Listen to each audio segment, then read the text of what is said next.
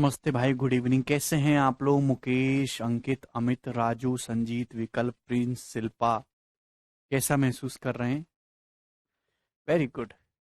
देखिए, हम लोग परसेंटेज के मिसलेनियस क्वेश्चंस कर रहे हैं, और अगर आपने परसेंटेज अच्छे से पढ़ा है तो इन सवालों में कोई दिक्कत नहीं होगी।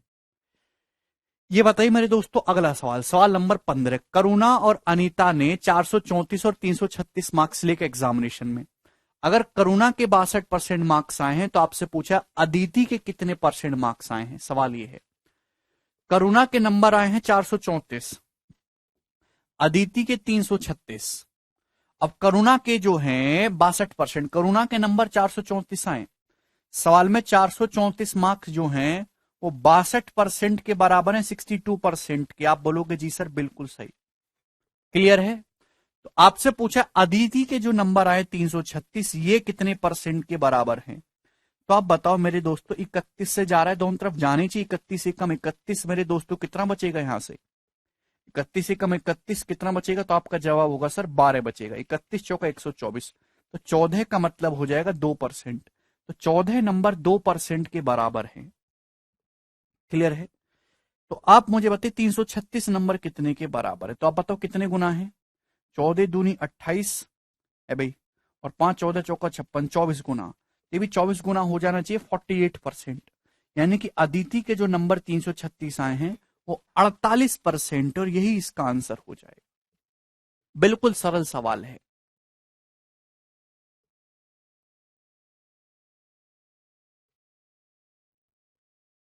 बताओ।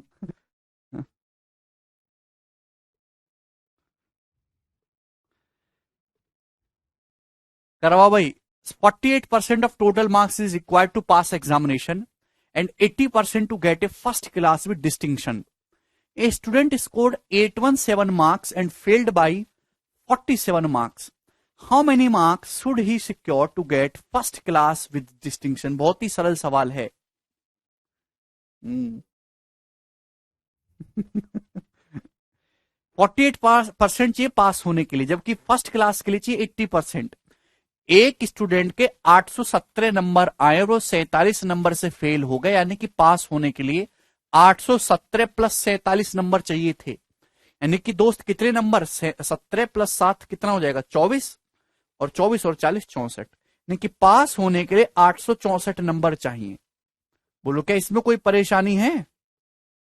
तो 864 जो नंबर है वो है 48% के बराबर। क्लियर? 48% की वैल्यू 864 है। आपसे पूछा है फर्स्ट डिवीजन लाने के लिए मेरे दोस्तों, फर्स्ट क्लास लाने के लिए कितने नंबर चाहिए? 817 नंबर लाके 47 से फेल हो रहा है, तो पास होने के लिए 817 प्लस 47 चाहिए, 864 नंबर। क्योंकि पासिंग परसेंटेज है 48, तो दिस शुड बी सेम। 48% की वैल्यू दी है और आपसे 80% की वैल्यू पूछी है। बस इतना सा सवाल है मेरे दोस्तों। आप बोलोगे जी सर, तो भैया 6 से जरूर जाना चाहिए। तो 8% कितना आएगा भाई? 6 से जाएगा, 6 कम 6 और 6 चौक 24, 6 चौक 24, 144। 8% 144 है। 80% पूछा, बस एक जीरो चुपकाने, 1440। 1440 चाहिए। ये सवाल प्रीवियस ईयर है, आसान सा सवाल है। 1440, कोई तकलीफ नहीं इसमें। ये बताइए अगला सवाल, सवाल नंबर 17। कौन करेगा इस क्वेश्चन को?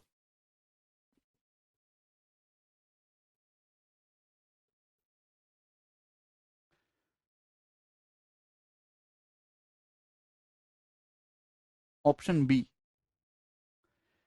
There are twice as many girls as boys in a class. 45% of girls and 30% of boys have submitted their consent for the outstation tour. 45% लड़कियों ने और 30% लड़कियों ने शहर के बाहर पर्यटन के लिए अपनी सहमति दी। तो कितने प्रतिशत विद्यार्थियों ने अपनी सहमति नहीं दी? बहुत ही सरल सवाल है, जैसे आपको पसंद आए वैसे कर लीजिए। भाई ये हो गया बॉयज, ये हो गया गर्ल्स। एक क्लास में लड़कों की तुलना में लड़कियों की संख्या दुगनी है, यानी कि बॉयज और गर्ल्स की संख्या का रेशियो 1:2 है। एक टूर जा रहा है जिसमें से 45% बॉयज ने और 30% गर्ल्स ने अपना कंसेंट दिया। तो कोई मुझे बताएगा कि ओवरऑल कितने परसेंट स्टूडेंट ने अपनी सहमति दी है? ओवरऑल कितने परसेंट स्टूडेंट ने अपनी सहमति दी? तो यहां बहुत आसान डाटा है, वेटेड एवरेज से निकल जाएगा। 45 से कम 45 और 30 दूनी 60, यानी कि 105% बटे 3। 105% हो गया ना मेरे दोस्तों। 45 से कम 45 और 60, 105% बटे 3, यानी कि 35% ओवरऑल स्टूडेंट ऐसे हैं जिन्होंने अपनी सहमति दी है। 35% राजी हैं जी टूर पे जाने के लिए, कोई दिक्कत नहीं वर्षा। तो आपसे पूछा कितने लोगों ने सहमति नहीं दी? हाँ?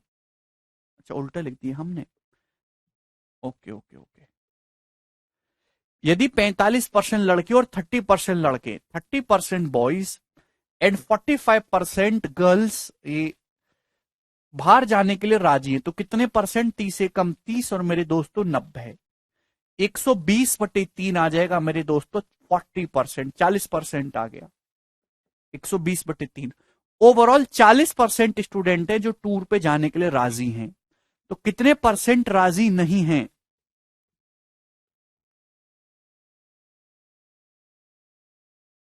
60% जो है वो राजी नहीं है। ऑप्शन नंबर ए इस क्वेश्चन का आंसर है। बहुत आसान सवाल है, ठीक है भाई, वेरी इजी क्वेश्चन।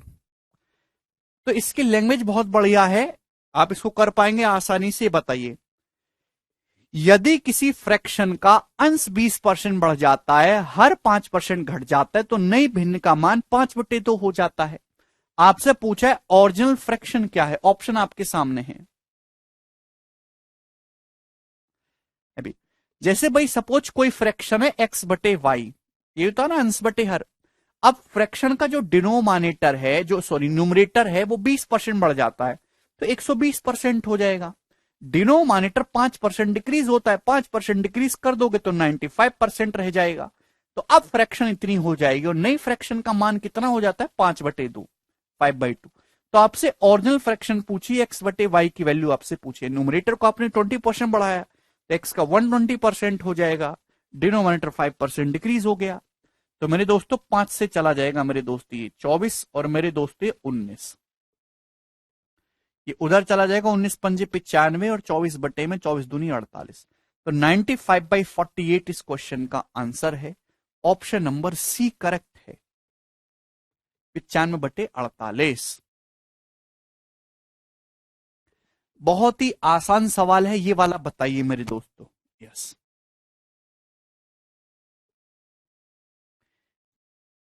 ये है मेरे प्यारे भाई शानदार क्वेश्चन, शानदार पेपर का पूछा हुआ। By mistake, the reciprocal of a positive fraction got typed in place of itself, and thereby its value get reduced by 175/4%. What was the value of fraction? सबसे पहले ध्यान समझिएगा, गलती से किसी पॉजिटिव फ्रैक्शन की स्थान पे उसकी जगह उसका व्युत्क्रम टाइप हो जाता है। रेसिप्रोकल समझते हैं अभी? एक्स का रेसिप्रोकल का मतलब होता है 1/x। एग्जाम्पल के लिए मैं आपसे कहूं 7/3 का रेसिप्रोकल कितना होगा? तो 3/7 होगा रेसिप्रोकल, है ना? तो एक फ्रैक्शन की जगह आपने उसका रेसिप्रोकल टाइप कर दिया गलती से, तो इसकी वजह से फ्रैक्शन की वैल्यू कितनी कम होगी? 175/4% कम हो गई। तो आपसे पूछा फ्रैक्शन का मान, तो आप ये कह सकते हैं कि फ्रैक्शन को रेसिप्रोकल करने पर फ्रैक्शन का मान घट रहा है। तो जो ओरिजिनल फ्रैक्शन होगी वो 1 से बड़ी होनी चाहिए। ये आंसर नहीं हो सकता, ये आंसर नहीं हो सकता, ये आंसर नहीं हो सकता। इस सवाल का केवल एक ही आंसर हो सकता है, 4/3। सेवा समाप्त। फिर गलती करने लग रहे हैं आप लोग। अरे कोई फ्रैक्शन 4/3 है, 1 से बड़ी, जब उसका उल्टा करोगे तभी तो 1 से रेसिप्रोकल करने पर 1 से छोटी हो जाएगी, तभी तो कम होगी फ्रैक्शन। अब आप 1/2 लोगे, 1/2 को उल्टा करोगे तो 2 हो जाएगा, बढ़ जाएगा, ये घट थोड़ा ना रहा है। सवाल के अकॉर्डिंग फ्रैक्शन रेसिप्रोकल होने पर घट रही है, ठीक है भाई। ये 3/4 का उल्टा करोगे 4/3, फ्रैक्शन तो बढ़ जाएगी। सवाल को पढ़िए, सॉल्यूशन में कुछ नहीं है अभी। 1/4 का उल्टा करोगे मेरे दोस्तों तो फ्रैक्शन बढ़ जाएगी 4। क्वेश्चन के अकॉर्डिंग किसी फ्रैक्शन की जगह जब हम उसका रेसिप्रोकल करते हैं तो फ्रैक्शन 175/4% घट जाती है। क्लियर है? तो 4/3 को उल्टा करोगे उसी केस में घट रहा है, बाकी केस में तो बढ़ रहा है। ये आंसर पॉसिबल ही नहीं है। अरे बात समझ में आ गई।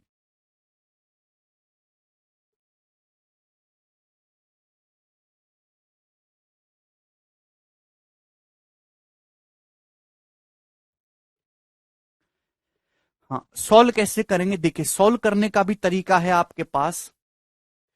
आपने एक फ्रैक्शन को रेसिप्रोकल किया मेरे दोस्तों, और इससे मेरे प्यारे भाई वैल्यू रिड्यूस्ड हो गई 175/4%। What was the value of fraction? समझने की कोशिश करिएगा, बहुत ही आसान सवाल है। सबसे पहले बताइए कि 175/4% होता कितना है? 25% होता है 1/4।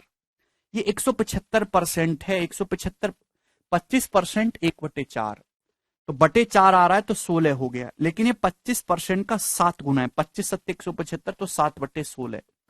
अब जैसे ध्यान से सुनिएगा, कोई फ्रैक्शन एक्स है, कोई फ्रैक्शन एक्स है मेरे दोस्तों।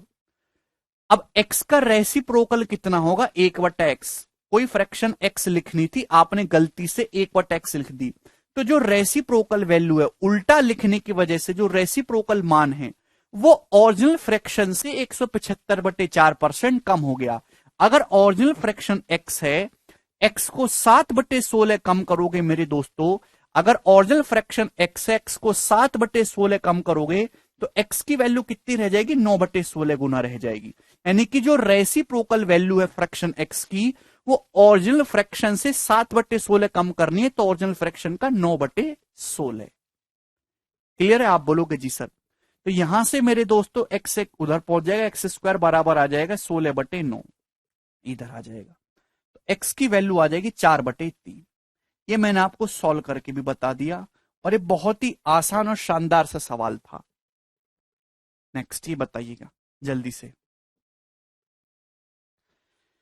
सवाल इस प्रकार से, एक आदमी अपनी इनकम का 20% बचा रहा है। यदि उसकी इनकम 38% बढ़ती है, खर्चा 60% बढ़ता है, तो आपसे पूछा है कि उसकी सेविंग में कितने परसेंटेज की वृद्धि या कमी होगी। सवाल है, बहुत ही शानदार क्वेश्चन है। देखिए मेरे दोस्तों, इनकम होता है expenditure plus saving. Expenditure plus saving बराबर इनकम। एक्सपेंडिचर और सेविंग में परसेंटेज चेंज आपको निकालना है या फिर दिया है, तो ये सवाल डेविएशन से हो जाएगा। एक आदमी अपनी इनकम का 20% बचाता है 1/5, यानी कि अगर उसकी इनकम 5 है ना, तो 1 रुपए की बचत कर रहा है, खर्चा कर रहा है 4। ये एक्सपेंडिचर से सेविंग का रेशियो है। आदमी का खर्चा 60% बढ़ गया, इनकम 38% बढ़ी। एक्सपेंडिचर प्लस सेविंग यानी कि income, overall income expenditure plus saving 38% बढ़ा। तो आपसे पूछा है सेविंग में कितने परसेंटेज का चेंज आएगा, बताइए। तो व्हाट इज द मेरे प्यारे भाई तरीका? डेविएशन। अगर ओवरऑल 38% इंक्रीज हुआ, तो ये भी 38% होना चाहिए, ये भी 38% होना चाहिए मेरे प्यारे भाई। लेकिन यहां 38% से यहां तो 60% बढ़ी है एक्सपेंडिचर, तो 22% एक्स्ट्रा, तो यहां 4 का 22% एक्स्ट्रा हो रहा है मेरे दोस्तों। यहां हम 88% मेरे प्यारे भाई लेस करवा देंगे ओवर 1/1। सेविंग 1 है ना, बटे 1, तो 38 - 88 यानी कि 50%। तो सेविंग 50% डिक्रीज हो जाएगी, और ऑप्शन नंबर डी इस क्वेश्चन का आंसर है। इंक्रीज नहीं, डिक्रीज। फाइनल आंसर नेगेटिव आ रहा है दोस्त। सीता, अगर इनकम 38% बढ़ी एक्सपेंडिचर प्लस सेविंग, तो ये भी 38% होना चाहिए, ये भी 38%, पर खर्चा तो 60% बढ़ गया, 22% एक्स्ट्रा। 4 रुपए का 22% खर्च एक्स्ट्रा बढ़ रहा है, तो सेविंग इतनी कम हो जानी चाहिए, 88%/1। सेविंग 1 है, तो आ जाएगा -50%, यानी कि डिक्रीज होगी सेविंग 50% से। बहुत ही सरल सवाल है, कोई भी विद्यार्थी इसको कर सकता है। आगे चलेंगे अगले सवाल की तरफ। सवाल है आपके सामने 21 नंबर, ये बताइएगा।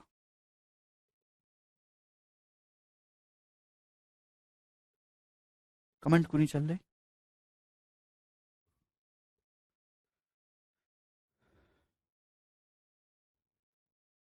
ये भी तो आसानी है हिमांशु, इसमें क्या दिक्कत है?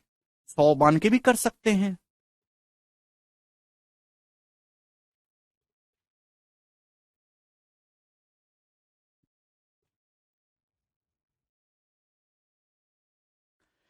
A की the income of A is 48% more than that of B and the income of C is 50% of the combined income of A and B.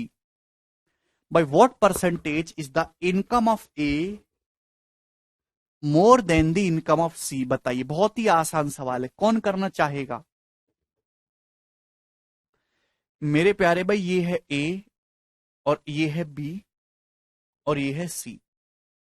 सवाल के अकॉर्डिंग ए की इनकम बी की इनकम से 48% ज्यादा है। 100 मान के भी कर सकते हैं मेरे दोस्तों। ए की इनकम बी से 48% ज्यादा है। अगर बी की इनकम 100 है तो ए की इनकम 48% ज्यादा है, 148 है, ए की इनकम 148। आप बोलोगे जी सर बिल्कुल सही। सी की जो इनकम है वो ए और बी की कंबाइंड इनकम का 50% है। भाई ए और बी की कंबाइंड इनकम कितनी होगी? 248। अब सी की जो इनकम है 248 का 50% यानी कि 248 का आधा 124, तो सी की इनकम है 124। तो आपसे पूछा ए की इनकम सी की इनकम से कितने परसेंट ज्यादा है। अभी तो आपको इसकी कोई जरूरत नहीं है मेरे दोस्तों, रेशियो आ गए यहां से। अभी क्लियर है? 4 से जा रहा है मेरे प्यारे भी, 37 और ये 31। आप बोलोगे जी सर बिल्कुल सही। यहां तो कोई परेशानी हुई नहीं। तो ए की इनकम सी से कितने परसेंट ज्यादा? Correct to 1 decimal place. तो कितनी ज्यादा है मेरे दोस्तों की इनकम? सी से 6 ज्यादा है, 6 ज्यादा है। अब मेरे प्यारे में मैं सवाल को करूंगा अब ऑप्शन से। सारे ऑप्शन 20% के नजदीक है तो मैं 20% के लिए निकालूंगा। अभी मेरे दोस्तों 31 से 37 कितना ज्यादा है, बस ये निकालना है आपको परसेंटेज में। 31 का 20% कितना आएगा? 6.2। ये तो 6 है, यानी कि आंसर 20% से हल्का सा कम आना चाहिए, हल्का सा कम आना चाहिए। अभी 1% तो 0.31 हो जाएगा, 1% कम नहीं होगा। 20% से हल्का सा कम, एक ही ऑप्शन है ए, 19.4% ही आंसर हो जाएगा। 31 अगर 100% की वैल्यू है तो 20% होगा 6.2। ये 6 इंक्रीज हो रहा है, यानी कि 20% से हल्का सा कम, एक ही ऑप्शन है 19.4%।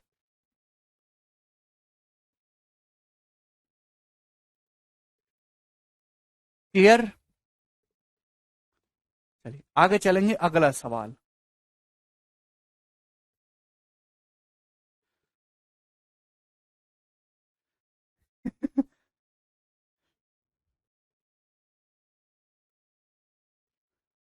नेक्स्ट, एक टेस्ट मैच में एक batsman score 30% of his total run by hitting 6।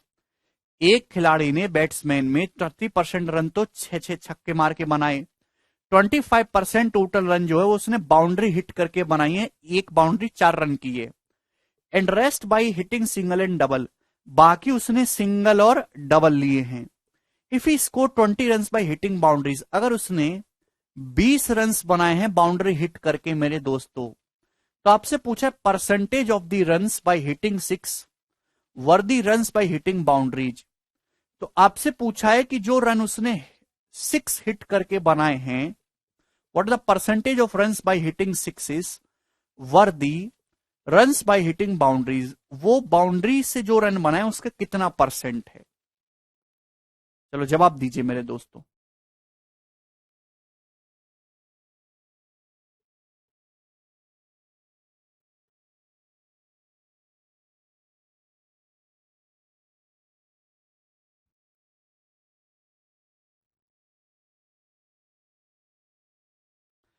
सवाल केवल आपको कंफ्यूज करने के लिए दिया है।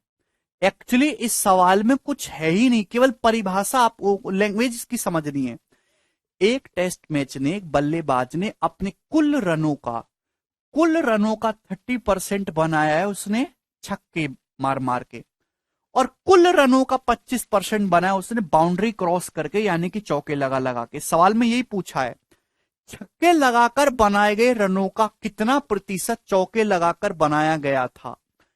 अभी what percentage of runs by hitting 6 over the runs by hitting boundaries.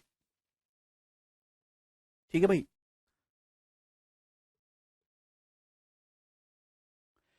छक्के लगाए गए रनों का कितना परसेंट है चौके लगाए गए रनों का। तो छक्के लगा के जो उसने रन बनाए मेरे दोस्तों 30% बनाए हैं। 30% में से चौके लगा के उसने कितने रन बनाए? 25%। तो ये आपको निकालनी है। डायरेक्ट मेरे दोस्तों आ गया जी 5/6। केवल आपको लैंग्वेज समझनी है।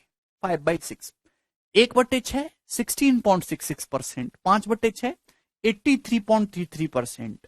ऑप्शन नंबर जो है इस क्वेश्चन का आंसर है डी।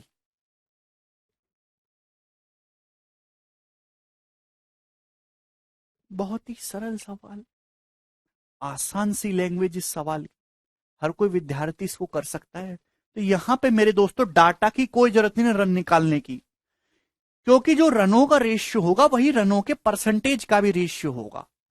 ठीक है ना? ओके, आगे चलेंगे अगले सवाल की तरफ। ये बताइएगा ध्यान से, कौन करेगा जी इस क्वेश्चन को?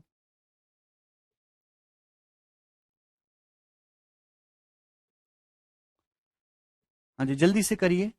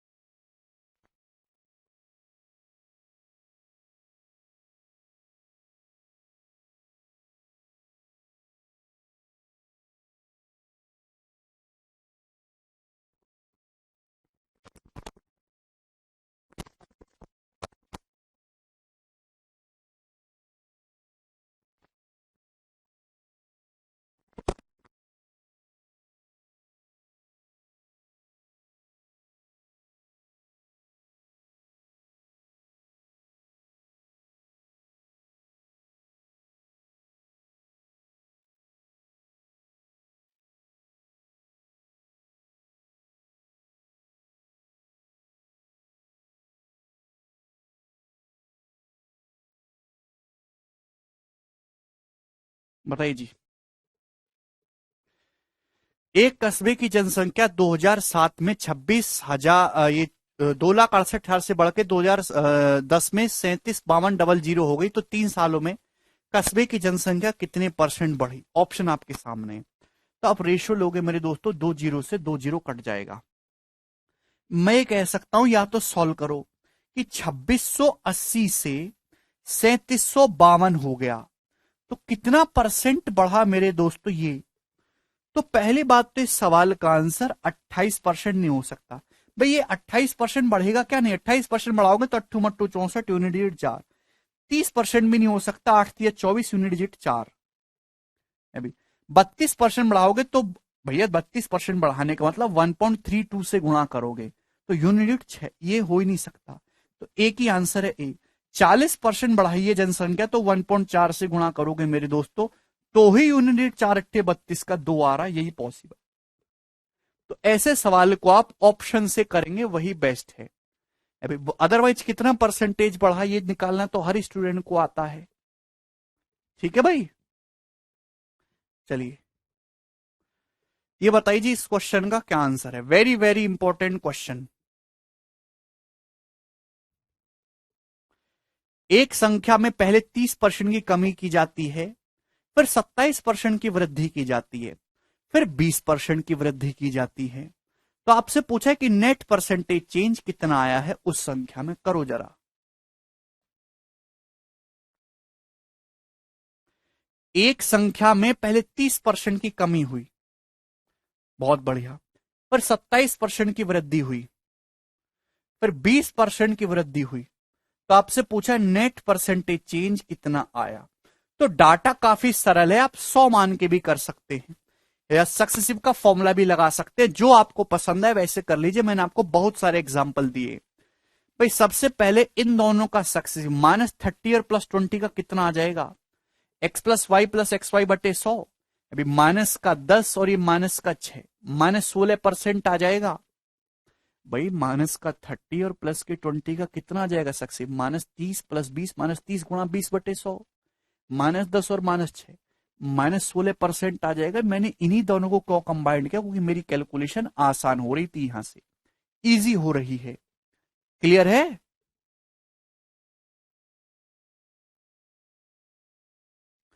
तो 27% और 16% का सक्सेसिव भी 27 - 16 तो 11 हो गया, -27 × 16/100, 27 × 16/100।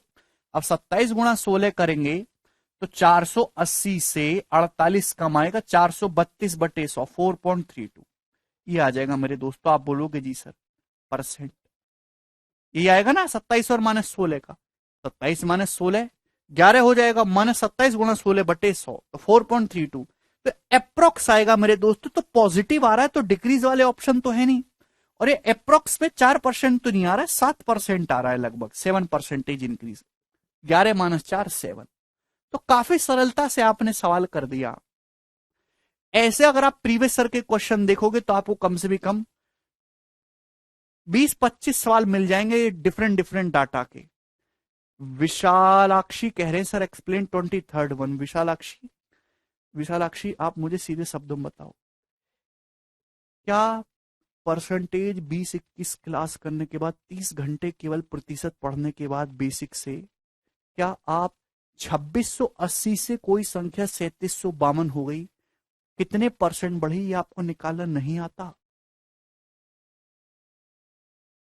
अगर ये अब भी आप नहीं सीखे तो आप सरकारी नौकरी की तैयारी छोड़ दीजिए, ठीक है ना। पोंछे लगाने के 300 रुपए घंटे मिल रहे,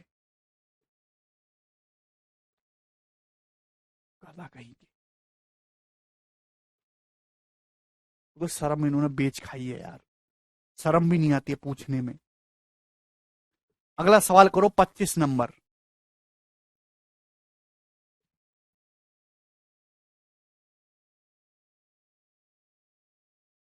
अरविंद वो सक्सेसिव नहीं पूछा है, पूछा है 2007 से 2010 तक 3 सालों में कितने परसेंट बढ़ी। घर से करके देखा आपने सवाल, रिवीजन करा तुमने?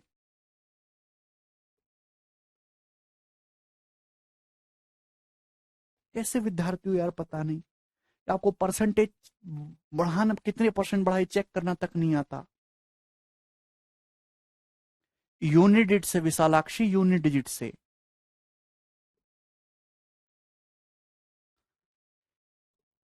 40% बढ़ाने का मतलब 140% हो गया, 1.4 गुना। 1.4 गुना करोगे, देखिए 8 चौक 32, तो ही यूनिट डिजिट 2 आएगा।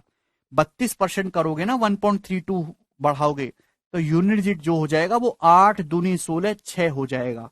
तो ये पॉसिबल नहीं है यूनिट डिजिट, इस तरीके से हटा देंगे। ये बताओ 25 नंबर सवाल, जल्दी जल्दी करो, इतना समय नहीं है। एक संख्या को 35% घटाया जाता है, फिर 25% बढ़ाया जाता है, फिर 15% बढ़ाया जाता है, तो संख्या में नेट परसेंटेज चेंज कितना होगा? एक संख्या को आपने 35% बढ़ाया, घटाया, फिर 25% बढ़ाया, और फिर 15% बढ़ाया, नेट कितना होगा? आप इसे रेशियो से भी कर सकते हैं, अभी तीनों के फॉर्मूले से भी कर सकते हैं। देखिए दो का कंबाइंड करके, मुझे ये दोनों चीजें आसान लग रही है। 25 और 15 का सक्सेसिव कितना होगा, जवाब दीजिए।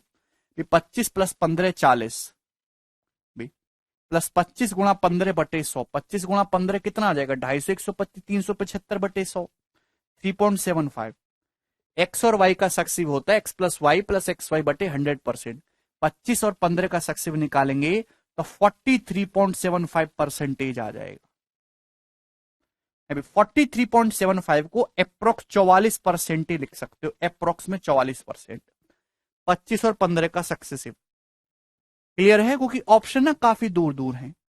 भाई अब 44 और -35 का निकालेंगे, और काफी दूर दूर है, दबा के अप्रोक्सीमेशन करेंगे।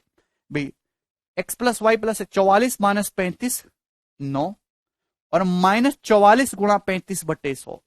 देखिए अगर 44 की 30 में भी गुणा करी जाए तो 1320 होता है, तो अगर 35 में गुणा करेंगे तो 1500, यानी कि 9 - 15 डिक्रीज होगा मेरे दोस्तों अप्रोक्स 7% के आसपास।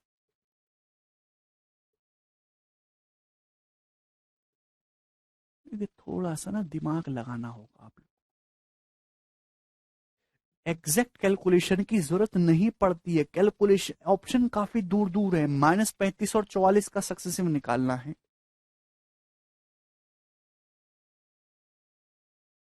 ठीक है भाई। तो 44 -35 तो 9 ही हो गया, और 44 × 35 कितना हो जाएगा? अगर 44 की 30 में भी गुणा करिए 1320 है भाई।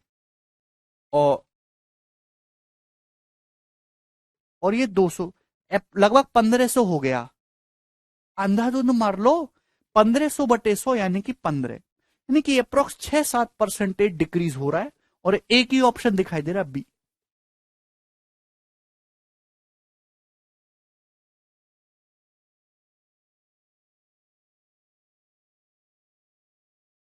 ठीक है भाई, किसी बच्चों को आप इसमें कोई भी कंबाइन करके निकाल सकते हैं मेरे दोस्तों, ठीक है।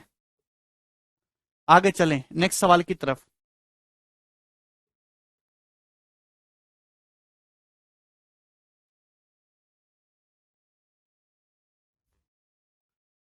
सवाल आपके सामने आएगा अगला,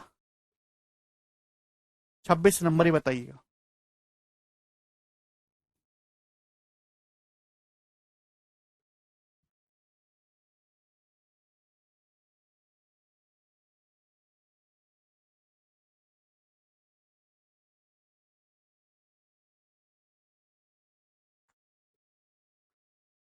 प्रदीप 25 और 15 का सक्सेसिव निकाला इफेक्टिवली। कंसेप्ट समझा दीजिए बेटा। सुमित कब का समझा दिया, कहां सो रहे हो तुम, पढ़ा भी है, पढ़ते लिखते हो नहीं, कंफ्यूज होते फिरते हो। अबे यार, एक बार ढंग से जाके लेक्चर देख लोगे तो क्या बुराई है।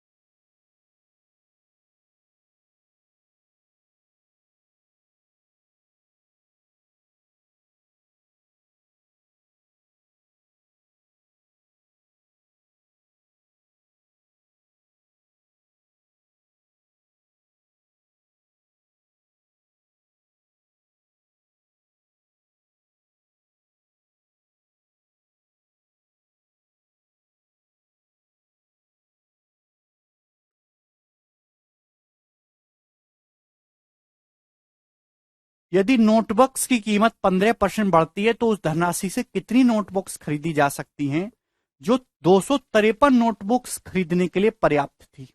बहुत बेहतरीन सवाल है, लैंग्वेज इसकी बहुत प्यारी है। नोटबुक्स की कीमत 15% बढ़ जाते तो उस सेम पैसे में कितनी नोटबुक खरीदी जा सकती हैं जिसमें आप 253 नोटबुक खरीद सकते थे। सभी को पता है कि एक्सपेंडिचर बराबर होता है प्राइस गुणा कंजम्पशन। आपको अपना खर्चा सेम रखना है, लेकिन प्राइस 15% बढ़ गया। 15% का मतलब 3/20। प्राइस 15% बढ़ गया, प्राइस 20 से 23 हो गया। अगर प्राइस 20 से 23 हो गया मेरे दोस्तों, तो कंजम्पशन रिवर्स रेशियो में चेंज हो जाएगा, 23:20। नहीं कि पहले अगर 23 किताबें आ रही थी, 23 नोटबुक, तो आज केवल 20 ही आएंगी। पहले कितनी नोटबुक खरीद पा रहे थे, 253। 23 की वैल्यू 253, कितने गुना, 23 से कम थे, 11 गुना है। तो अब कितनी नोटबुक मिलेंगे मेरे दोस्तों, ये भी 11 गुना हो जाएगा, 220। तो सेम पैसा खर्च करके आज आपको केवल 220 नोटबुक्स मिलेंगी, और पहले आपको उस प्राइस में 253 मिल जा रही थी। एक सरल सवाल है, डायरेक्ट लैंग्वेज इसकी अच्छी है। आगे करेंगे अगले क्वेश्चन की तरफ। सवाल है आपके सामने 27 नंबर, ये बताइएगा।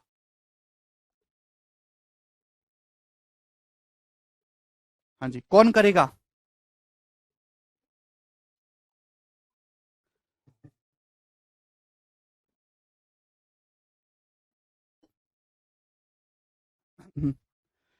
एक गांव की जनसंख्या हर साल 6.25% बढ़ती है। यदि गांव की प्रेजेंट पॉपुलेशन 4046 है, तो आपसे पूछा 2 साल पहले इसकी जनसंख्या कितनी थी। आप मुझे बताइए, 6.25% की फ्रैक्शन वैल्यू होती है 1/16। गांव की पॉपुलेशन हर साल 1/16 बढ़ती है, तो मल्टीप्लाई फैक्टर कितना आ जाएगा, 17/16। गांव की पॉपुलेशन हर साल 1/16 बढ़ रही है, यानी कि हर साल अपनी पॉपुलेशन जो है गांव की 17/16 गुना हो रही है। तो 2 साल में कितना चेंज आएगा मेरे दोस्तों, पावर 2, यानी कि 289/256।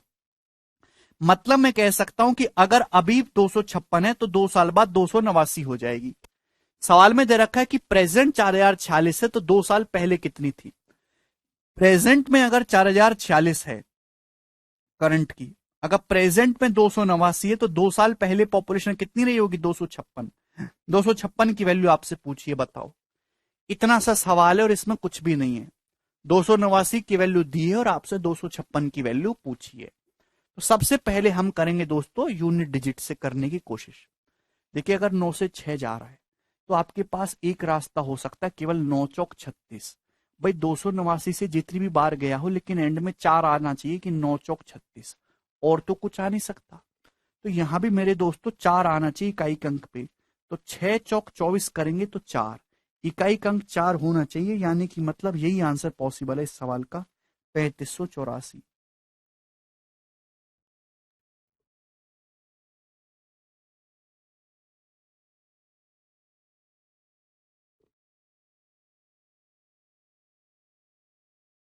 बताइए।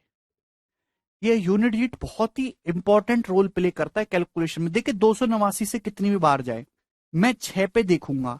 9 से 6 पे जाने के लिए ये कितनी भी बार जाए यूनिट डिजिट 4 ही होगा। 9 चौक 36 ही जाएगा, एंड में 4 ही आएगा, तभी 6 आ सकता है। ठीक है भाई, यहां पर भी मेरे दोस्तों एंड में 4 आना चाहिए, तो 6 चौक 24 आंसर जो भी आएगा उसका यूनिट डिजिट 4 होगा। एक ही आंसर है, अदरवाइज आप भाग कर लेंगे। ठीक है जी, अगला सवाल बनाइएगा। 28 नंबर ये बताओ जी। ओके, अब करिए दोस्त। बहुत प्यारा सवाल आपके सामने है, इंपॉर्टेंट। अगर आपने सवाल कर दिया तो आपकी नौकरी कंफर्म। लॉजिकली आपको समझना है। मैं आपसे हमेशा से एक चीज बोलता आ रहा हूं कि अगर डाटा बहुत आसान है तो आप 100 मान के कर सकते हो, लेकिन डाटा टिपिकल हो जाए, मानने में डिफिकल्ट हो, तो जो फ्रैक्शन होती है ना, फ्रैक्शन के डिनोमिनेटर का मल्टीपल, डिनोमिनेटर का एलसीएम आप ले लीजिए, उससे कैलकुलेशन आसान रहेगी। जैसे every day a mango seller sells half of his stock, 10% of the stock overnight gets spoiled. If 1983 mangoes rotted over 3 nights, then how many did he start with on his first day? सवाल की पहले language समझने की कोशिश करते हैं। प्रत्येक दिन एक आम विक्रेता अपने स्टॉक का आधा हिस्सा बेचता है। भाई दिन में वो ठेला लगाता है तो वो अपने स्टॉक का आधा हिस्सा बेच देता है। रात में जितना उसके पास स्टॉक है, स्टॉक का 10% खराब हो जाता है। रात में स्टॉक का 10% खराब हो जाता है। यदि 3 रातों में कुल 1983 आम खराब हुए हैं, तो आपसे पूछा है बताइए शुरुआत में उस आदमी के पास कितने आम थे। तो आपको फोकस किस पे करना है? आपको फोकस करना है 3 रातों में खराब हुए आमों पे। अब ध्यान सुनिएगा, एक तरीका आएगा आपके दिमाग में, एक्स मान के। एक्स मान के करोगे तो भैया पहले आधे आम बेचो, फिर 10% और कम करो, फिर आधे आम बेचो, फिर 10% और कम करो मेरे दोस्तों। तो मेरे प्यारे भाई, इससे आपकी कैलकुलेशन बहुत बढ़ेगी। एक्स मान के तो करना ही नहीं। फिर हमने सीखा कि यार 100 मान के कर लेते। 100 मान के करोगे तो फिर भी प्रॉब्लम होगी। एक्चुअली आपको इस सवाल में करना क्या, आपको दिन में आधे स्टॉक बेच देना है, आधा है भी, फिर अगले दिन आधा बेचोगे, अगले दिन आधा बेचोगे। फिर रात को 10% स्टॉक चढ़ेगा, सड़ जाएगा। पहली रात को 1/10, दूसरी रात को 1/10 खराब होगा, तीसरी रात को 10% 1/10 खराब होगा। तो मेरे प्यारे भाई ध्यान से समझने की कोशिश करेगा कैलकुलेशन। मुझे एक ऐसा नंबर एज्यूम करना चाहिए जिसका आधा बटे 1/2, 1/2, 1/2 आसानी से किया जा सके, बटे 10, बटे 10, बटे 10 आसानी से किया जा सके। यानी कि मुझे मेरे प्यारे दोस्तों इन सब का मल्टीपल, मुझे इन सब का मल्टीपल एज्यूम करना होगा, यानी कि 8 और ये जो है 1000, 8000। मतलब मैंने ये मान लिया मेरे प्यारे भाई कि माना शुरुआत में उसके पास 8000 यूनिट आम थे, 8000 यूनिट। बताओ क्या इसमें किसी स्टूडेंट को कोई डाउट है? 1000 नहीं हिमांशु, मुझे एक ऐसा नंबर चाहिए जिसका 1/2, 1/2, 1/2 आसानी से किया जा सके। आधा स्टॉक बेच रहा है और फिर रात में 10%, 1/10, 1/10, 1/10 सड़ाना है। तो यानी कि मुझे इन सब का मल्टीपल, मैंने मान लिया भाई कितना आ रहा है, 8000। इससे आपकी चाहे 100 मानो, चाहे 1000 मानो, चाहे एक्स मानो, सबसे कैलकुलेशन बढ़ेगी, लेकिन अगर ये मानोगे तो आपकी कैलकुलेशन कम से कम होगी। मैंने मान लिया कि शुरुआत में 8000 आम थे स्टॉक में, 8000। हुआ क्या, 8000 स्टॉक है, मार्केट में गया बेचने, दिन में आधे आम बेच दिए 4000। मैं, मेरे शब्दों को सुनना, 8000 थे, 4000 आम बेच दिए, बचे कितने, 4000। 4000 आम लेके घर पे आया, रात को 10% सड़ गए। 4000 में से 10% सड़ गए, बचे कितने आम, 3600। 4000 में से 10% सड़ गए, 400 आम सड़ गए, 400 आम खराब हो गए, 400। बचे कितने, अब 3600। बचे 3600। अब 3600 लेके फिर से मार्केट में गया, आधे आम बेच दिए, 1800 आम बेच दिए। 1800 बेच दिए, 1800 बच गए।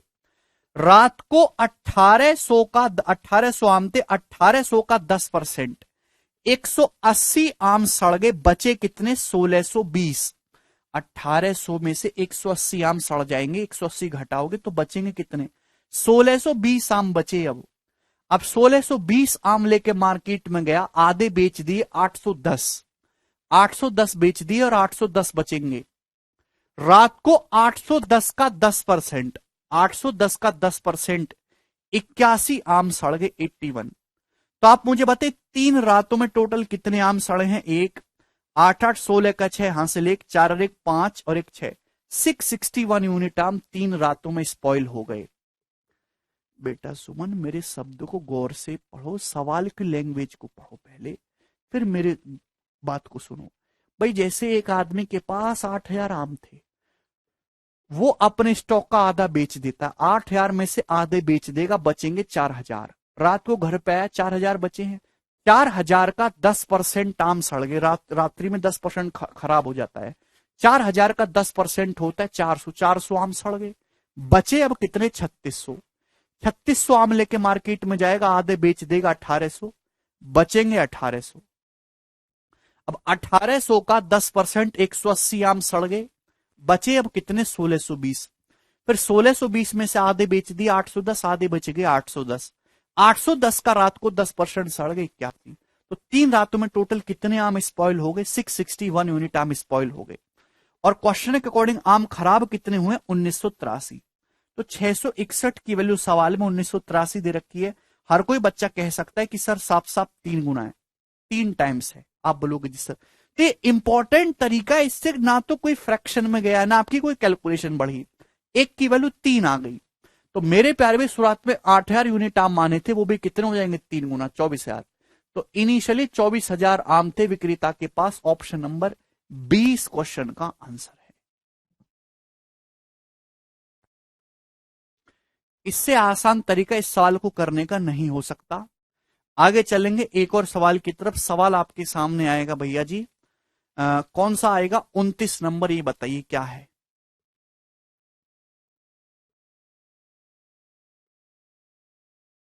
करो जल्दी।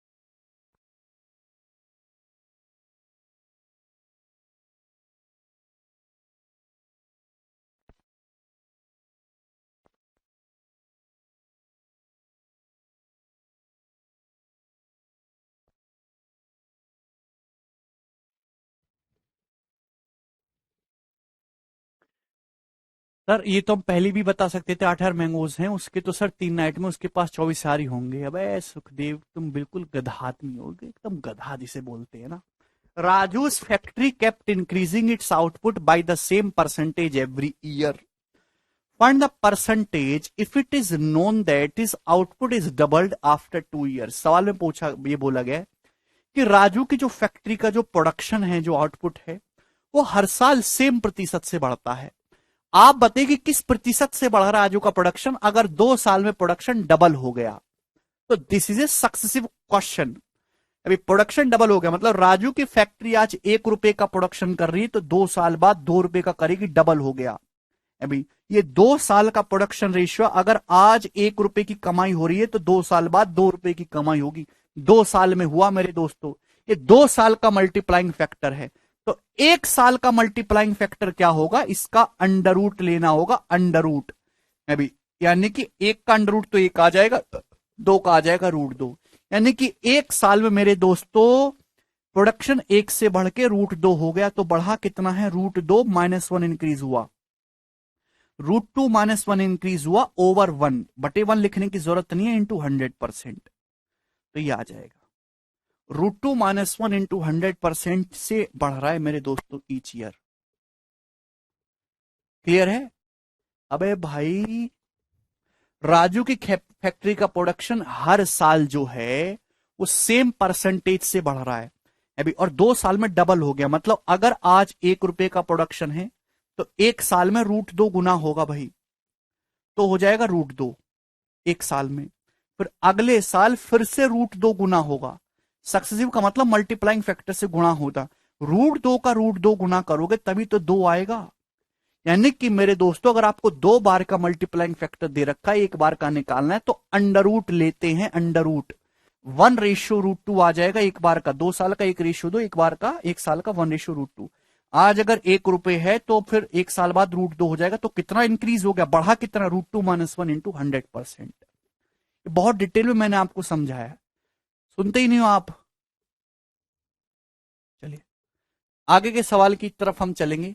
सवाल है जी आपके सामने 30 नंबर, ही बताइए क्या होगा जी इस क्वेश्चन का आंसर।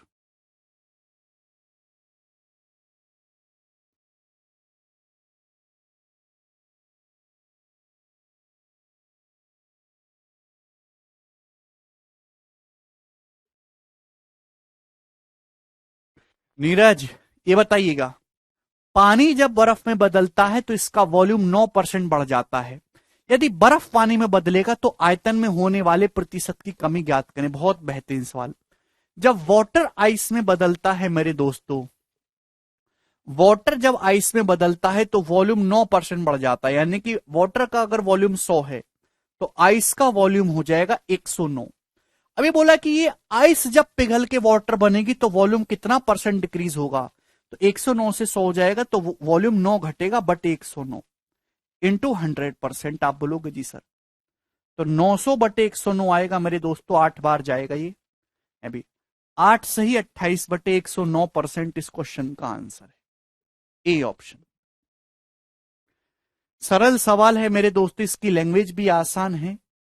आगे की तरफ हम लोग चलेंगे। सवाल आपके सामने आ रहा है भैया जी 31 नंबर, ये बताइएगा।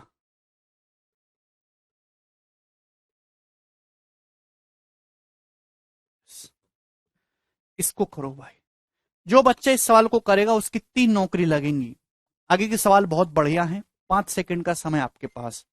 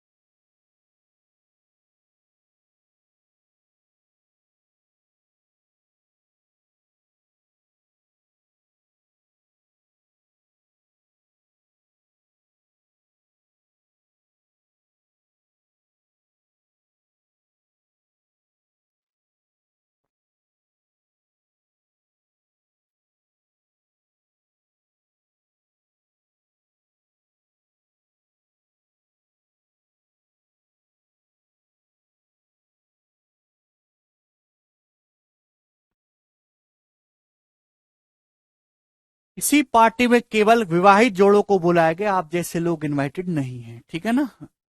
अच्छा, if 44:4/9% of invited people are vegetarian, यदि बुलाए गए लोगों में से 44 सही 4/9% लोग शाकाहारी हैं तथा 60% पुरुष मांसाहारी, 60% आदमी लोग जो है, मेल लोग, वो खूब मुर्गा चबाते हैं, वेजिटेरियन है, नॉन वेजिटेरियन।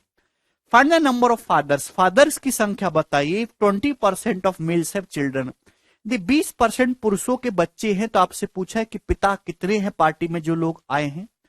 सवाल में यह दिया गया कि 920 महिलाएं मांसाहारी हैं, 920 महिलाएं मांस मच्छी का सेवन करती हैं, आपको ये दिया गया, करेंगे, कौन करेगा। किसी पार्टी में केवल विवाहित जोड़ों को बुलाएगा, तो विवाहित का मतलब एक स्त्री एक पुरुष, हर दो लोगों में एक आदमी होगा एक औरत होगा। विवाहित का मतलब होता है 1/2, हर दो लोगों में एक मेल एक फीमेल। वैसे आजकल और कुछ भी संभव है, लेकिन टेक्निकली यही है।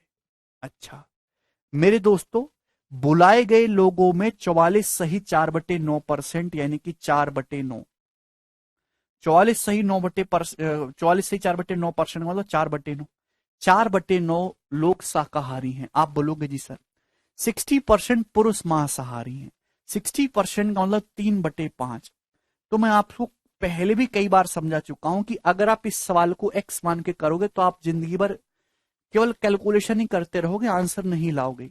तो जब भी ऐसा टिपिकल सवाल आए थी, जो फ्रैक्शन होती है ना, इन फ्रैक्शन के डिनोमिनेटर जो होते हैं, जो हर होते हैं, उनका एलसीएम मान लिया करो या उनका मल्टीपल।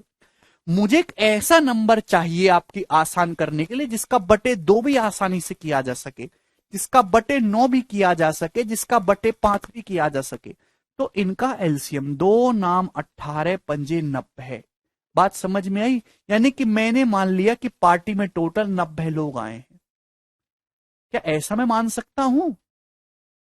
भाई हमने मान लिया कि पार्टी में टोटल 90 लोग आए, इसमें कोई परेशानी? आप बोलोगे नहीं सर, रुपया भर की परेशानी इसमें नहीं है। हमने ये मान लिया कि पार्टी में टोटल दोस्तों 90 लोग आए हैं। अब 90 लोगों में से मेल कितने हैं तो आप कहोगे सर 45, और फीमेल कितने हैं तो आप कहोगे सर वो भी 45, क्योंकि विवाहित लोग हैं। 45 male 45 female. It is clear और नॉट? आप बोलोगे जी सर। मेल पॉपुलेशन का 60% जो है, जो मेल इनवाइटेड है, उसमें से 60% नॉन वेजिटेरियन है। तो मेल 45 आए, 45 का 60% कितना होता है? 27। तो 27 जो है मेरे प्यारे भाई मेल नॉन वेजिटेरियन है, नॉन वेजिटेरियन। 45 में से 27 मेल नॉन वेजिटेरियन है। आप बोलोगे जी सर। प्यारे भाई जितने लोग इनवाइट हुए पार्टी में, उसमें से 44 सही 4/9%, यानी कि 4/9 लोग शाकाहारी हैं। तो पार्टी में टोटल 90 लोग आए, 90 का 4/9 यानी कि 40 लोग शाकाहारी है। अगर 40 लोग शाकाहारी हैं तो फिर मांसाहारी कितने, नॉन वेजिटेरियन कितने हैं? 50। यानी कि पार्टी में टोटल 90 लोग आए, 90 में से 40 वेजिटेरियन हैं, तो नॉन वेजिटेरियन कितने हैं? 50। टोटल 90 में से 40 वेजिटेरियन, तो नॉन वेजिटेरियन है 50। 50 लोग टोटल नॉन वेजिटेरियन हैं, जिसमें से 27 मेल नॉन वेजिटेरियन हैं। तो बाकी के कौन हैं? 50 में से 27 घटाओगे तो बाकी कौन? 23 कौन है? फीमेल। यानी कि 23 महिलाएं मांसाहारी हैं, धर्मभ्रष्ट हैं। आप बोलोगे जी सर बिल्कुल सही है, आपने अच्छी बात कही। बोलिए भाई, अगर टोटल 50 लोग मांसाहारी हैं, जिसमें से 27 मेरे दोस्तों आपके पुरुष हैं, तो महिलाएं मांसाहारी कितनी हुई, फीमेल नॉन वेजिटेरियन कितनी हुई? तो आपका जवाब होगा सर जी 23। क्लियर? आप बोलोगे जी सर ये बात आपको समझ में आ गई। जबकि सवाल के अकॉर्डिंग फीमेल नॉन वेजिटेरियन है 920। अभी 23 की वैल्यू सवाल में 920 दे रखे मेरे दोस्तों, यानी कि 40 गुना। एक की वैल्यू 40 आ गई। सवाल में पूछा कि पापा लोग कितने हैं। अगर 20% पापा बन चुके हैं, आदमी आदमी है 45, 45 टोटल मेल है, 45 का 20% कितना होता है? 9। तो 9 यूनिट लोग पापा हैं। तो एक की वैल्यू 40 है, तो 9 की वैल्यू कितनी है? 360। तो पार्टी में पिताओं की जो संख्या है वो 360 है और यही इस क्वेश्चन का आंसर है। 44 सही 4/9%, अतुल 4/9 होता है। क्लियर? हाँ, इस सवाल में आपसे ये भी पूछ सकता था कि फीमेल वेजिटेरियन को, कि ये बैंकिंग का सवाल है, मैंने हल्का सा चेंज करके बनाए, फीमेल वेजिटेरियन और फीमेल नॉन वेजिटेरियन की संख्या का रेशियो बताओ। ये सवाल भी पूछा गया, यही पूछा गया था, फीमेल वेजिटेरियन और फीमेल नॉन वेजिटेरियन की संख्या का रेशियो बताओ। अगर टोटल 45 फीमेल है, 45 में से 23 फीमेल नॉन वेजिटेरियन है, तो वेजिटेरियन कितनी है? 45 में से 23 घटाओगे 22, तो 22 फीमेल वेजिटेरियन है। तो रेशियो आ जाता है इस सवाल का फिर 22:23। कल्पना कह रहे हैं 27 कैसे? कल्पना बेटा, read the question carefully if you don't get A point. सवाल में दे रखा है 60% पुरुष मांसाहारी हैं, 60% का मतलब 3/5।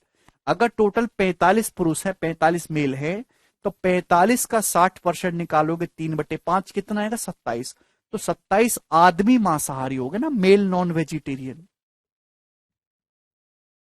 कल्पना समझ में आया? आप बोलोगे जी सर समझ में आया है। बहुत ही प्यारा सवाल था, उम्दा सवाल। आगे चलेंगे मेरे दोस्तों, नेक्स्ट क्वेश्चन की तरफ आक्रमण करेंगे। 32 नंबर, ये बताइएगा कौन करेगा?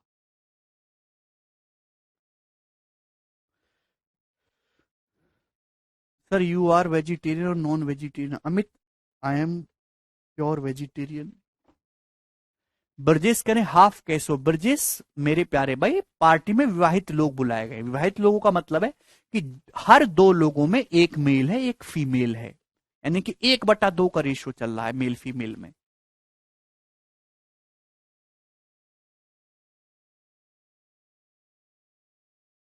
वर्षा जब सक्सेसिव हो रहा है तो लेंगे न, वरना नहीं लेंगे।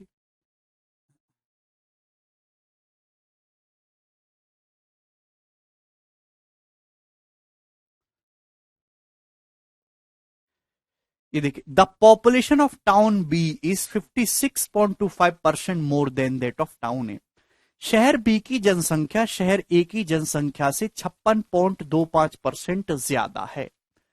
अगले 2 सालों में ए की जो जनसंख्या है हर साल X% से बढ़ती है और बी की जनसंख्या सेम उतने ही परसेंटेज से घटती है। 2 सालों के बाद ए और बी की पॉपुलेशन बराबर हो जाती है, तो आपसे पूछा एक्स का मान कितना होगा? Neha, read the question carefully.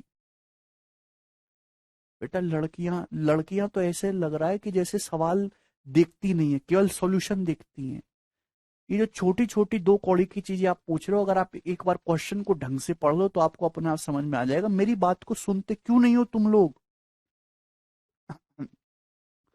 2 शहर है, टाउन ए और टाउन बी। सवाल में क्या बोला है? सवाल में बोला है कि टाउन बी की जो पॉपुलेशन है वो टाउन ए की पॉपुलेशन में, बहुत बढ़िया सवाल है, 56.25% ज्यादा है। तो 56.25% होता कितना है? 50% 1/2, 6.25% 1/16, यानी कि आ जाएगा 9/16। यानी कि मेरे दोस्तों टाउन बी की पॉपुलेशन टाउन ए से 9/16 ज्यादा है। टाउन ए की पॉपुलेशन अगर 16 है तो टाउन बी की पॉपुलेशन 9 ज्यादा है, यानी कि 25। टाउन ए की 16 है तो टाउन बी की 25 है। अब हुआ क्या? हुआ ये कि टाउन ए की पॉपुलेशन हर साल X% बढ़ती है और टाउन बी की पॉपुलेशन सेम परसेंटेज से घटती है। 2 साल के बाद पॉपुलेशन सेम हो जाती है, दैट मीन सक्सेसिव चेंज हो रहा है। एक्स का मान आपको निकालना है मेरे प्यारे भाई। भाई मैंने मान लिया कि माना X% की फ्रैक्शन वैल्यू के है। जैसे हम लोग कहते हैं ना 20% की फ्रैक्शन वैल्यू 1/5।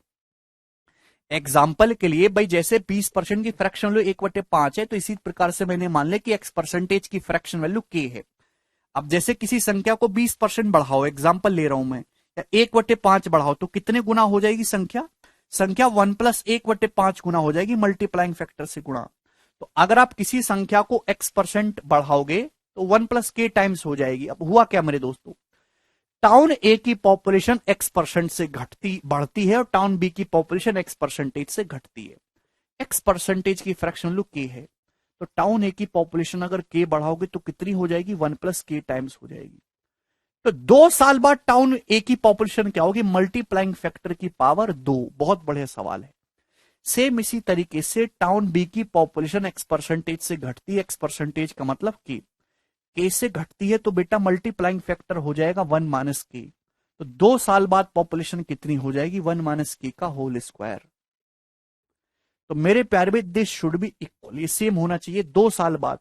अभी अगर 2 साल है तो पावर 2 मल्टीप्लाइंग फैक्टर की, 3 साल है पावर 3, 4 साल है पावर 4।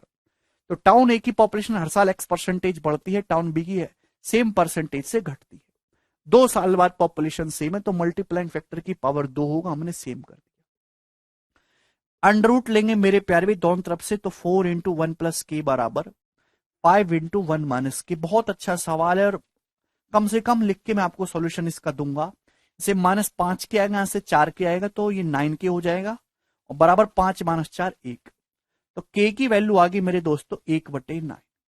के का मान 1/9 आ गया। आप बोलोगे जी सर, अगर के का मान 1/9 आया है तो एक्स कितना है मेरे प्यारे भाई, आपसे एक्स का मान पूछा है। एक्स परसेंटेज की फ्रैक्शन वैल्यू 1/9 आई है, यानी कि एक्स कितना होगा 11.11। 11.11% की फ्रैक्शन वैल्यू होती है 1/9। तो एक्स का जो मान होगा वो 11.11 होगा। ठीक है भाई। तो मैंने बार बार एक्स परसेंटेज लिख के जो है डाटा अपना जो है ना पेन खराब किया ना अपना समय खराब किया। ठीक है, तो आप इस तरीके से आसानी से कर सकते हो। 11.11% फ्रैक्शन वैल्यू इज 1/9। सरल सवाल है, आपको मजा आया होगा इस सवाल करके। एक और प्रश्न करने की कोशिश करिएगा जी इस टाइप का। सारे सवाल बहुत अच्छे हैं, 33 नंबर करेंगे।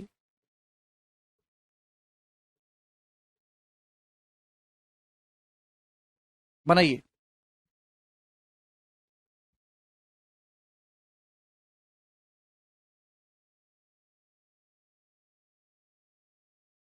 56.25% एक बार बता दें, 56.25% को लेकर 50% प्लस 6.25%। अजय 50% 1/2, 6.25% 1/16।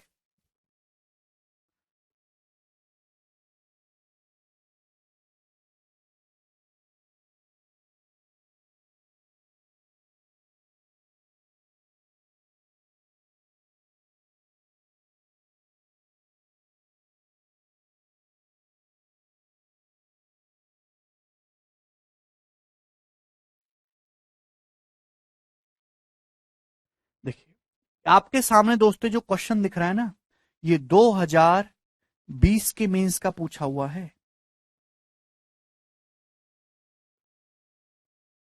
बताओ, एक एग्जाम में बी ने ए के प्राप्तांकों से 20% अधिक प्राप्त किए और ए ने सी के प्राप्तांकों से 10% कम। डी ने सी के प्राप्तांकों से 20% अधिक प्राप्त किए। डी के प्राप्तांक ए के प्राप्तांकों से कितने परसेंट ज्यादा हैं। तो भाई यहां पे 4 बंदे हैं, ए बी सी और डी। आपको रिलेशन बताना है डी और ए के बीच में। सामने दे रखा है बी ने ए से 20% ज्यादा नंबर लिए हैं और ए ने सी से 10% कम नंबर लिए हैं। ओके, देखिए मेरे प्यारे भाई, आप बी ने देखिए बेस को पकड़ के रखना, बी ने ए से ज्यादा है और ए ने सी से ज्यादा है। तो भैया मैंने मान लिया कि सपोज सी के 100 नंबर है। अगर मैंने सी के 100 नंबर मान लिए तो ए के जो मार्क्स है सी से 10% कम है, तो ए के मार्क्स कितने होंगे 90। ए के जो मार्क्स है वो सी से 10% कम है। अगर सी के मार्क्स 100 है तो ए के मार्क्स कितने 90 है। बी ने ए से 20% ज्यादा नंबर लिए तो बी के कितने होंगे भाई, 90 का 20% 18 होता है, तो बी के मार्क्स कितने होंगे 108। बी के जो मार्क्स हैं वो कितने हैं, ए से 20% ज्यादा 108। अब डी के जो नंबर है वो सी से 20% ज्यादा है। अगर सी के 100 हैं तो डी के कितने हैं 120। आप बोलोगे जी सर ये आपको बात समझ में आ गई। पूछा डी के प्राप्तांक ए से कितने ज्यादा हैं, तो ए के तो 90 है, डी के 120 है, कितना ज्यादा है 30/90 ज्यादा है, यानी कि 1/3।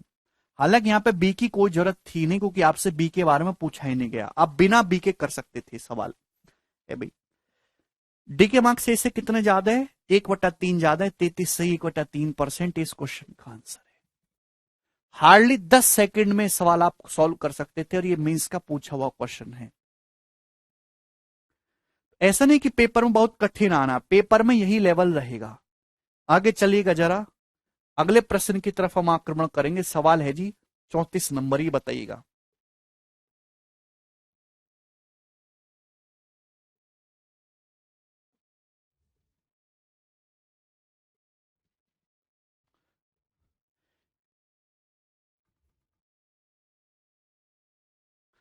एक 140 सवालों वाले एक एग्जाम में एक स्टूडेंट ने 80 सवाल में से 70% सही कर लिए।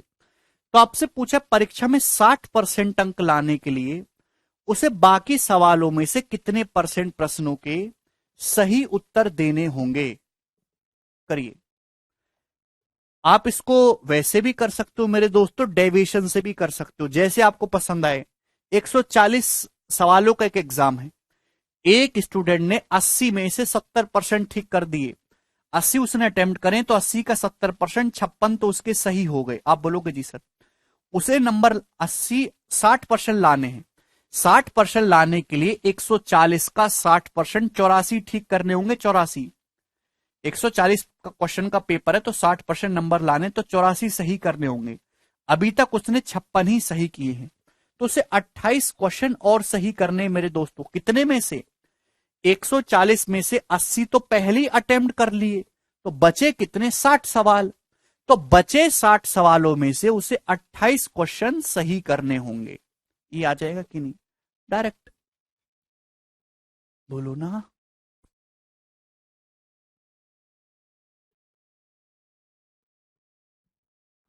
क्लियर है? यानी कि मेरे दोस्तों 4 से चला जाएगा 7/15। 1/15, 6 सही, 2/3%, 7/15, 46:2/3%। ये इस क्वेश्चन का आंसर हो जाएगा।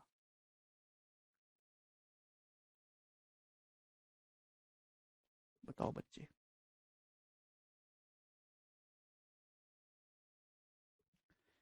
आप इस सवाल को मेरे दोस्तों डेविएशन से भी कर सकते हैं। डेविएशन से कैसे करेंगे, एग्जाम्पल के लिए समझो कि जैसे 140 सवालों का पेपर है, 80 सवालों में से उसने कितने सही कर दिए? 70%। तो बाकी कितने सवाल बचे? 60। 60 सवालों में से कितने परसेंट सही करे कि ओवरऑल 60% मार्क्स आए, ओवरऑल 60% आए। तो क्वेश्चन का जो रेशियो मेरे दोस्तों डेविएशन नहीं हो गया अभी। क्वेश्चन का रेशियो 4:3 के रेशियो में है। पर इसमें से 70% से इसमें कितने परसेंट करने चाहिए कि ओवरऑल 60% आए? तो अगर ओवरऑल 60% है तो 60 ये भी होगा, 60 ये भी होगा अभी मेरे दोस्तों। लेकिन यहां 10% एक्स्ट्रा हो रहा है, 10%। तो 10 चौक 40 जो एक्स्ट्रा हो रहा है मेरे प्यारे भी, यहां कम कर देंगे 40/3। ठीक है मेरे दोस्तों? यानी कि मेरे दोस्तों कितना आ जाएगा? 13 से 1/3 घटाओगे, 46:2/3%।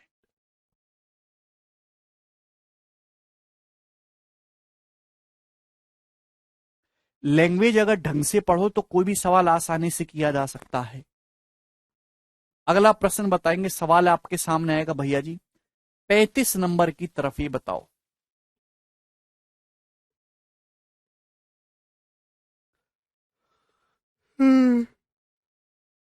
कौन करेगा? हो जाएगा विकास।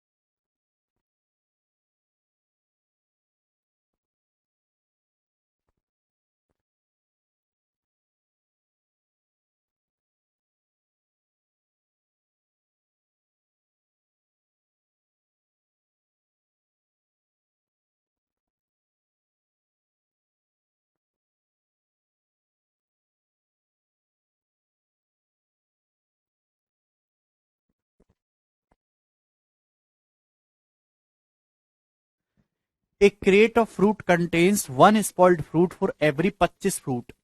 60% of the spoiled fruit were sold. If the seller had sold 48 spoiled fruits, then the number of fruits in the crate were. Successive question है, कोई भी विद्यार्थी इसको कर सकता है. फलों के एक टोकरे में से हर 25 फल में से एक फल खराब है.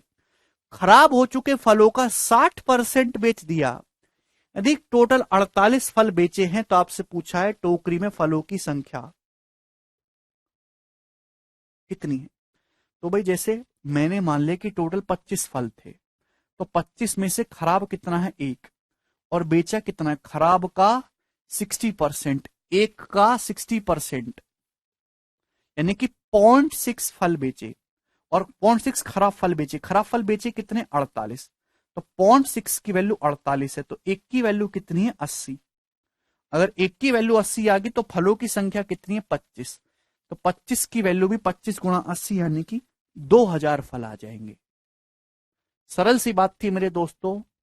आगे की तरफ चलेंगे. सवाल है आपके सामने 36 नंबर, ये बताइएगा.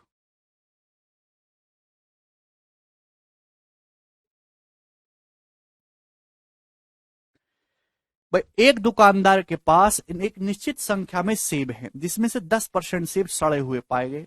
वह अच्छे सेबों में से 85% को बेच देता है और अभी भी उसके पास 405 अच्छे सेब बच जाते हैं.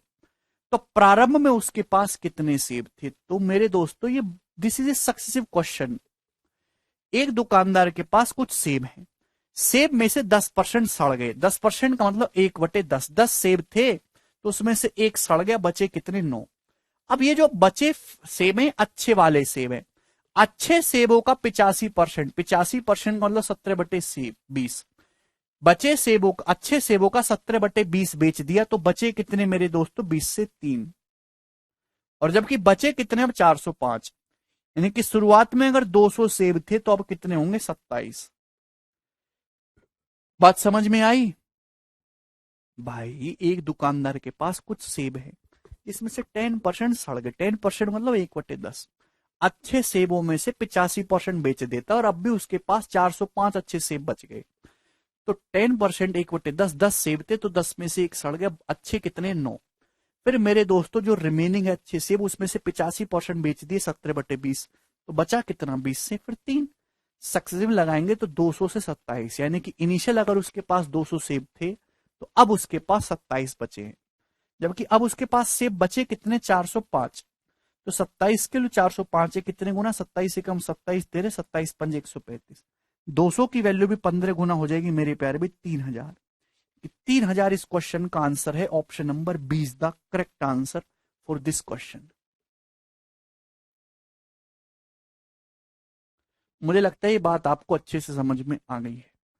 आगे चलेंगे जी अगले प्रश्न की तरफ. सवाल है जी आपके सामने 37 नंबर, ये बताइएगा.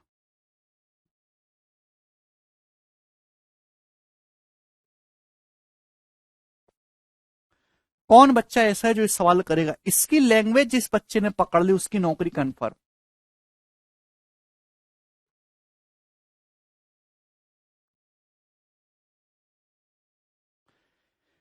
मई में जॉन ने उतने ही मात्रा में चावल और गेहूं खरीदा जितना उसने अप्रैल में खरीदा था. मई में John bought the same amount of rice and same amount of wheat as he bought in April. ठीक है. But spend ₹150 more due to price increase of rice and wheat by 20% and 12% respectively. ध्यान सुनेगा मेरे दोस्तों, ये rice है, wheat है. जितना चावल मेरे दोस्तों अप्रैल में खरीदा था जॉन ने, उतना ही मई में भी खरीदा है. तो क्वांटिटी सेम खरीदी है, लेकिन चावल का जो प्राइस है 20% बढ़ गया, गेहूं का प्राइस 12% बढ़ गया, इससे उसे ₹150 अधिक खर्च करने पड़े. यदि जॉन ने अप्रैल में चावल पर ₹450 खर्च किए थे अप्रैल में, तो आपसे पूछा उसने मई में गेहूं पर कितना खर्च किया है. उसने मई में गेहूं पर कितना खर्च किया है आपसे पूछा है. करो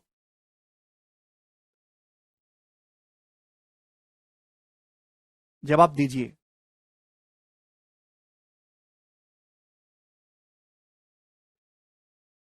देखिए मेरे दोस्तों, ध्यान से समझने की कोशिश करिएगा। है भाई, यहां मैं लिख रहा हूं मेरे दोस्तों राइस है वीट है, यहां मैं लिख रहा हूं अप्रैल की कहानी। बहुत ही 1 सेकंड का सवाल है, यहां मैं लिख रहा हूं मई की कहानी। प्यार से समझने की कोशिश करिएगा।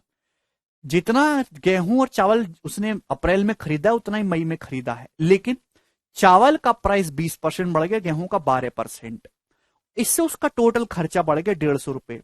यदि जॉन ने अप्रैल में चावल पे 450 रुपए खर्च करे, चावल पे अप्रैल में 450 रुपए खर्च करे हैं, तो मेरे दोस्तों 450 रुपए अप्रैल में खर्च करे हैं, और मेरे प्यारे भाई चावल का खर्चा बढ़ा कितना है? 20%। मेरे दोस्तों, अप्रैल में चावल पे 450 रुपए खर्च करे हैं, अब चावल का प्राइस 20% बढ़ गया, तो 450 का 20%, तो मई में 90 रुपए ज्यादा खर्च करे मेरे प्यारे भाई। मई में, अभी अप्रैल की तुलना में मई में 90 रुपए ज्यादा खर्च हुए, जबकि टोटल 150 रुपए ज्यादा खर्च हुए हैं।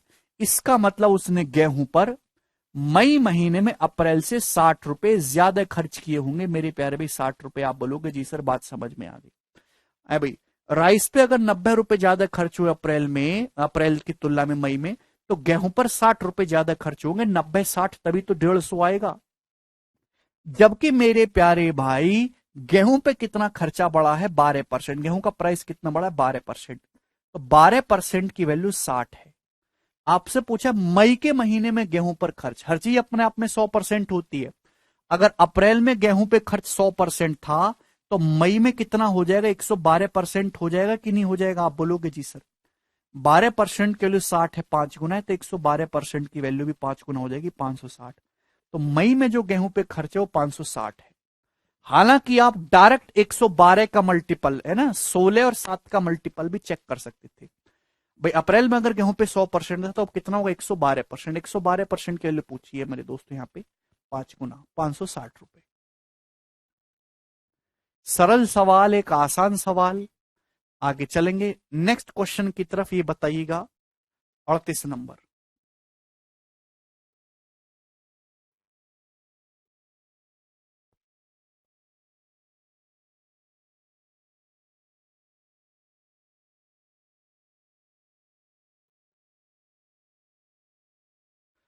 तीन चार बार लैंग्वेज पढ़ेंगे, आपको अपने आप समझ में आ जाएगा जी सवाल क्या है।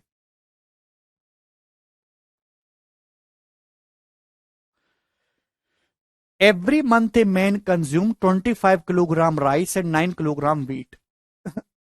हर महीने एक आदमी 25 किलोग्राम चावल और 9 किलो गेहूं खाता है। हर महीने। बोला 90 कैसे है बेटा? 450 रुपए का 20%, 90। यार सवाल क्यों नहीं पढ़ते आप लोग? सॉल्यूशन में घुसे रहते हो, सवाल पढ़ो। हैं?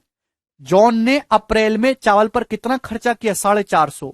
अप्रैल में 450 खर्चा किया है, और मई तक आते आते कीमत 20% बढ़ गई है चावल की, तो 450 का 20% 90 है। तो अप्रैल से मई तक आने में खर्चा कितना बढ़ा? चावल पे 90 है। टोटल 150 रुपए खर्चा बढ़ा है, तो गेहूं पे कितना खर्चा बढ़ा? 60 रुपए। क्योंकि गेहूं पे खर्चा बढ़ा 12%, तो 12% के लिए 60 है। प्रत्येक महीने एक आदमी 25 किलोग्राम चावल और 9 किलो गेहूं खाता है। चावल की कीमत गेहूं की कीमत का 20% है, और वह चावल और गेहूं पर हर महीने 350 रुपए खर्च करता है। गेहूं की कीमत 20% बढ़ जाती है, तब वह चावल की खपत को कितने परसेंट कम करे जिससे कि 350 रुपए ही खर्च हो, जबकि चावल का मूल्य और गेहूं की खपत स्थिर है। देखिए दो चीज समझिए मेरे प्यारे भाई, ये है चावल, ये है गेहूं। ये है चावल मेरे दोस्तों, ये है गेहूं। अब ध्यान समझिएगा। एक आदमी है मेरे दोस्तों जो 25 किलो चावल खाता है महीने में और 9 किलो गेहूं। 25 किलो चावल खा रहा है मेरे दोस्तों, और 9 किलो गेहूं खा रहा है एक महीने में। अब हुआ क्या? चावल की जो कीमत है गेहूं की कीमत का 20% है। चावल की कीमत गेहूं की कीमत का 20% है। जैसे जैसे सवाल बोले वैसे वैसे करते जाओ। 20% की फ्रैक्शन वैल्यू 1/5, यानी कि गेहूं की कीमत अगर 5 है, तो चावल की जो कीमत है मेरे दोस्तों वो 1 है। ये मैं प्राइस की बात कर रहा हूं, प्राइस की, ठीक है ना। चावल का जो प्राइस है वो गेहूं के प्राइस का 20% है। गेहूं का प्राइस अगर 5 यूनिट है, तो चावल का 1 यूनिट है। 1 यूनिट पर केजी, 5 यूनिट पर केजी। वो चावल और गेहूं पर हर महीने 350 रुपए खर्च करता है, इसकी आपको कोई जरूरत नहीं, केवल कंफ्यूज करने के लिए दे रखा है। गेहूं की कीमत 20% बढ़ जाती है, अब गेहूं की कीमत 5 नहीं रहती, अब गेहूं की कीमत 5 से 20% बढ़ के अब गेहूं की कीमत हो जाती है 6। गेहूं की कीमत 6 बढ़ जाती है मेरे दोस्तों 20%। तो चावल की खपत को कितने परसेंट कम करे मेरे दोस्तों, जिससे कि सेम 350 रुपए ही खर्च हो।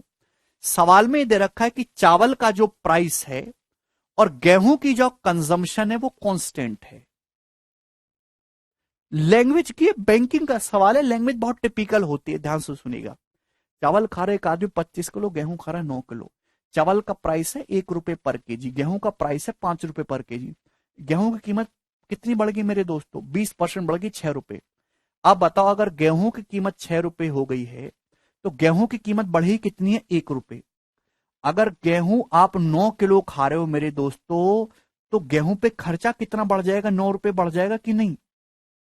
भाई थोड़ा सा अगर आप लॉजिकली सोचोगे तो क्या बिगड़ जाएगा आपका, प्यार से समझिए। गेहूं का प्राइस 5 रुपए से बढ़ के 6 रुपए होगा, गेहूं का प्राइस बढ़ गया 1 रुपए पर केजी। गेहूं आप खा रहे हो 9 किलो मेरे दोस्तों, तो गेहूं पे खर्चा कितना बढ़ जाएगा, 9 रुपए।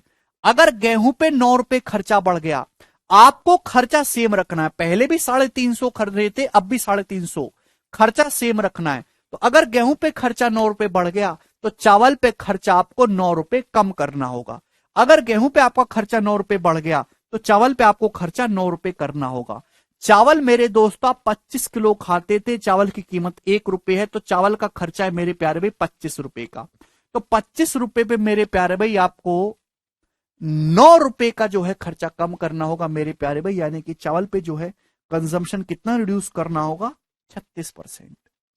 1/25 4%, 9/25 36%। 36% इस क्वेश्चन का आंसर है।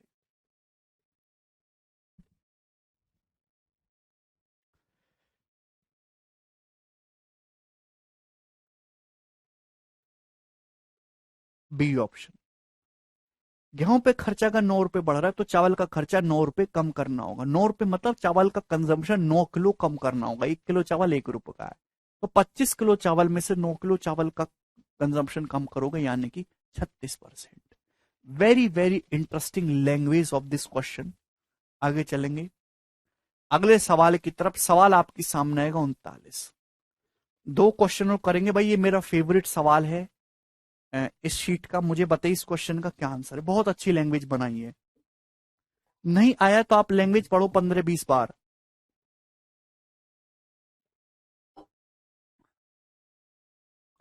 महेश गेहूं की कीमत 5 से 6 रुपए हो जाती है, गेहूं आप 9 किलो खा रहे हो तो कितना खर्चा बढ़ गया गेहूं पे, 9 रुपए। प्रदीप 1/25 4%, 9/25 36%। पढ़ लिया करो कभी। जॉन गेट 57 रुपए per hour of regular work and 114 रुपए per hour for over time work. John को रेगुलर वर्क के लिए 57 रुपए पर घंटे मिलते हैं, पर ओवर टाइम के लिए 114 रुपए पर घंटे।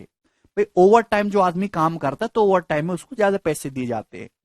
He works all together 172 hours, उसने टोटल 172 घंटे काम किया है।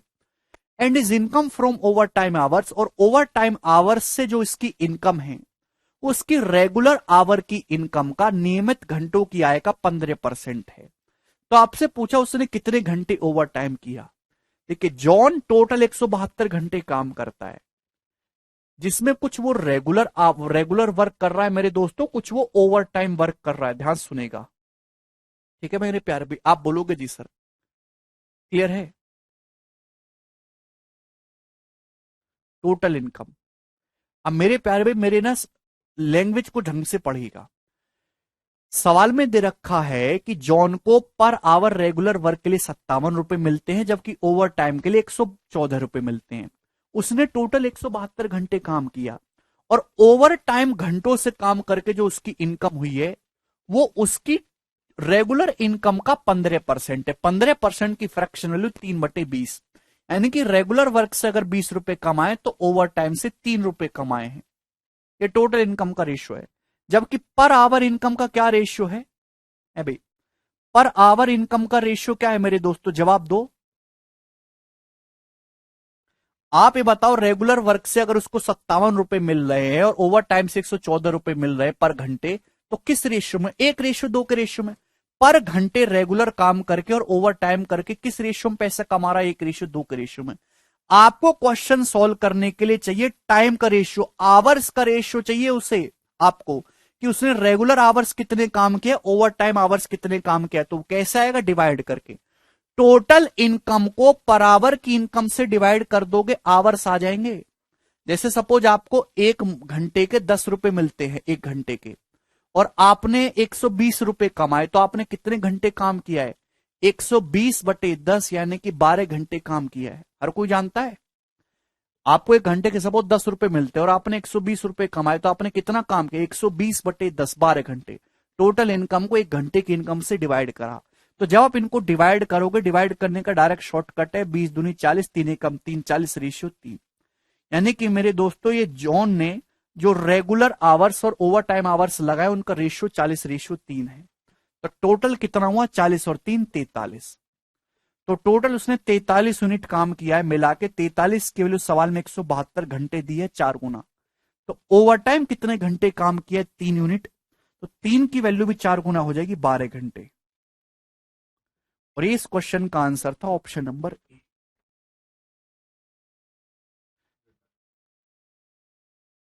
ठीक है भाई, चलिए। तो आज हम इतना ही छोड़ते हैं मेरे दोस्तों, और बाकी हम कल करेंगे